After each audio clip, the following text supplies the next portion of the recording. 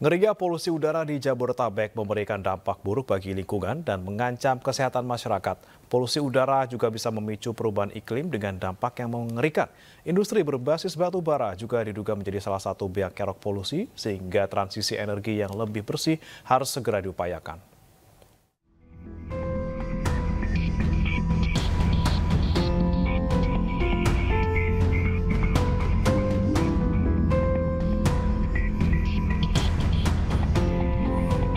Beberapa pekan terakhir, dokter dan perawat di RSUD Tangerang Selatan, Banten disibukkan dengan jumlah pasien yang membeludak.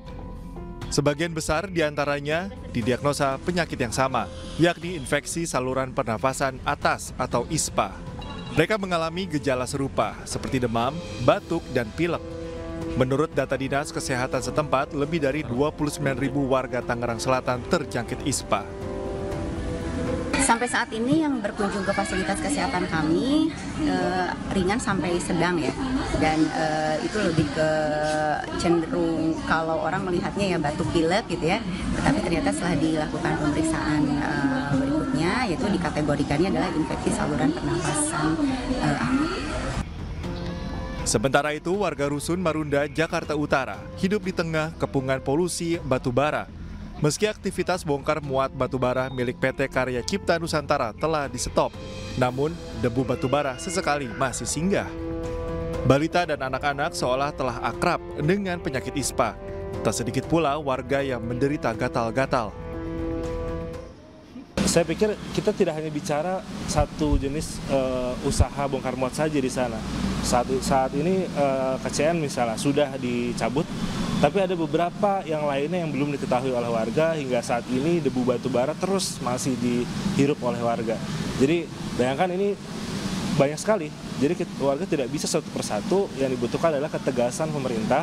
Ketika ada pelanggaran atas undang-undang lingkungan hidup, bahkan ada pidana lingkungan, harus ditindak.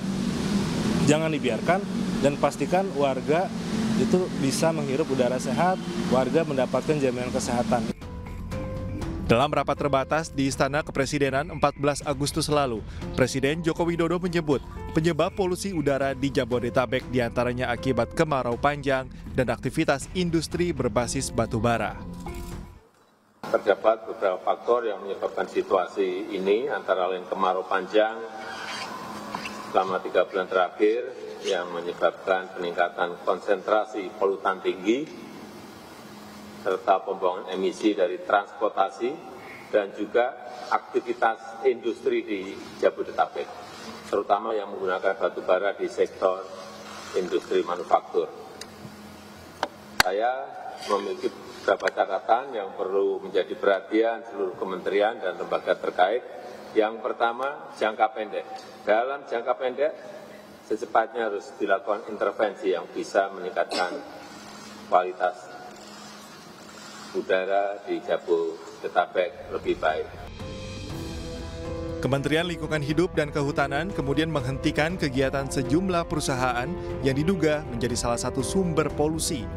Di antaranya yang berlokasi di Jakarta dan Karawang, Jawa Barat. Limbah-limbah yang kami melihat cukup luas, kalau ada angin dia akan terbang, ya, akan menimbulkan pencemaran debu. Ya, karena kan jadi persoalan saat ini, yang menjadi concern publik itu adalah partikel PM 2,5-nya. Ya, kenapa orang semuanya concern gitu, karena tentu nanti punya dampak-dampak ya, dari lingkungan maupun kesehatan masyarakat. Jadi kami fokus adalah pada kegiatan-kegiatan yang berpotensi menimbulkan pencemaran PM 2,5 ini.